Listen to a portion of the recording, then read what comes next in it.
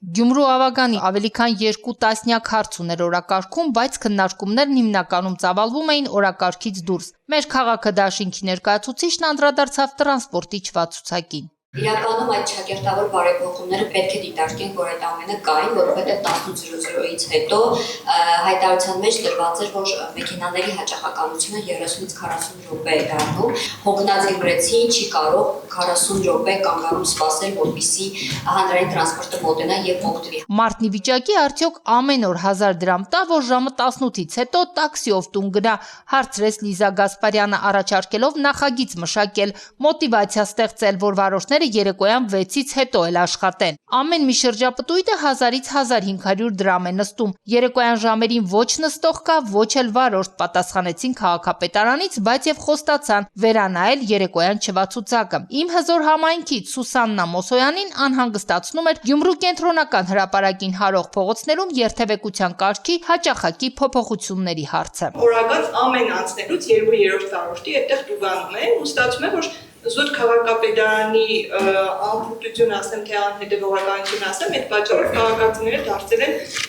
տուգանքի մատերիալ այդ չարչարված բառով ասեմ։ Մենք ոչ նշան տնող ենք, ոչ նշան հանող ենք, գրություններով ենք այդ ամեն ինչը համաձայնեցնում բարեկային ծառայության հետ եւ այստեղ որ ասում եք տուգանքի մատերիալ, շատ լավ եք ասում, մենք չենք անողը դա։ Մթնոլորտը նիստերի դահլիճում լարվեց, երբ հերթը ասավ տրանսպորտային միջոցներ շահագործող 4 սեփականատերերին տույժերից ազատելուն, ովքեր են վարորդները, ինչու են կուտակել պարտքեր եւ ինչու են տույժերը զիջելու։ Մենք այստեղ արատավոր երևույթի սկիզբ ենք տալիս այն պատճառով, որ եթե մարդը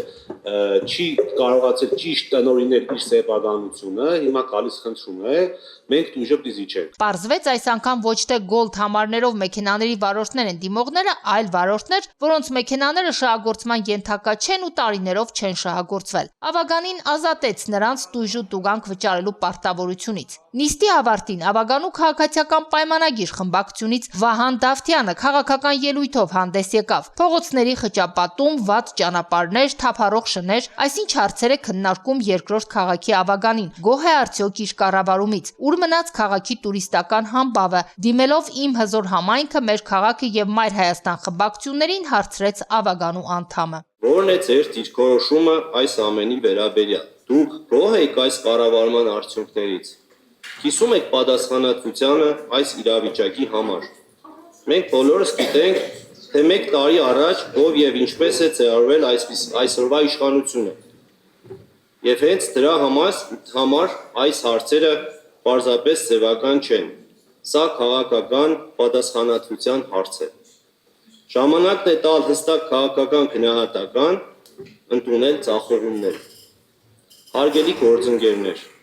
Գյումրին արժանի է ոչ թե արդարացումների, այլ պատասխանատվության եւ ազնիվ խոսքի։ Թեև հարցը հռետորական էր թվում, բայց խմբակցություններից պատասխանեցին։ Ասացին, որ խնդիրները 1 տարում չեն առաջացել։ Հիշեցրին քաղաքացիական պայմանագիր Բալասանյան դաշինք կոալիցիոն հուշագրի մասին։ Ավետիս Արաքելյանն էլ հավելեց. Քաղաքում ձեր խոսուտով, որ կառավարման ճգնաժամ կա, չկա այդպիսի բան։ Նիստն ավարտվեց, հաջորդ հանդիպումը մայիսի 7-ին։ Քրիստինա Մկրտչյան, Մարտին Գևորգյան, Լուրեր։